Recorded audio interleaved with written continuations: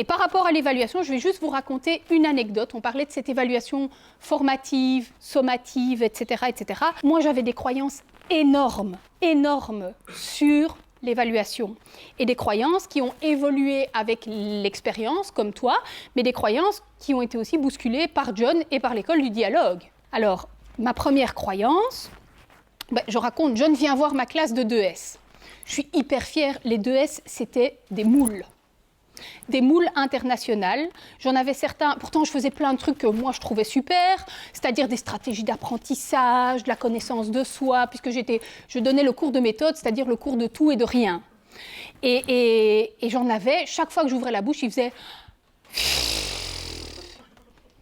avec beaucoup de discrétion. Et puis j'ai commencé à travailler en objectif et ils se sont mis à bosser comme des dingues, à tel point que parfois j'avais les deux classes de 2S et moi j'étais entre les deux, au milieu du couloir, je pouvais leur faire confiance pour qu'ils continuent à travailler. Et donc c'était assez génial. J'appelle John qui était en train de me débaucher pour aller à l'école du dialogue et je lui dis viens voir. Et il vient et puis il me dit ah ça super, c'est super, mais pourquoi est-ce que tu évalues tout le temps tes élèves? Pourquoi est-ce que tu leur fais pas faire passer eux-mêmes des évaluations? Et là, je le regarde un peu de travers en me disant il n'est pas prof lui. Hein. Je dis non. En fait, au moment où j'évalue, c'est moi qui évalue, c'est mon job en fait.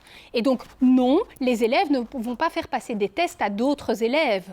Qu'ils s'entraînent entre eux, c'est une chose. Au moment du test, c'est moi. Et il n'y a que moi. Bon, en même temps, quand vous faites venir un Olibrius qui vous a déjà fait changer de posture, je me suis dit, ça me fait mal, mais puisqu'il me conseille d'essayer, je vais essayer. Et donc, mais j'ai essayé doucement. J'ai pas, vous voyez, c'est ça aussi, le petit pas par petit pas. Je ne me suis pas dit, ah oui, foire à la saucisse, tout le monde va tout corriger.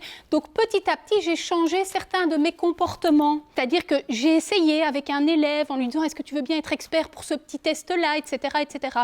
Et je me suis rendu compte qu'en fait, je me donnais un boulot de dingue parce qu'il faisait ça de manière extraordinaire, quoi. Et c'était rigolo de les voir, parce qu'on apprend par imitation, de les voir. Moi, je me disais, ils vont tricher, ils vont s'insulter, ils vont faire n'importe quoi. Et en fait, je les voyais faire comme moi. Ah oui, regarde là, t'y es presque, hein. Mais il y a ces deux trucs-là que t'as pas compris. Va demander à quelqu'un de t'aider et reviens passer le test. Hein. J'étais sidérée. Et donc, le fait de changer un petit peu m'a permis de déconstruire tes croyances.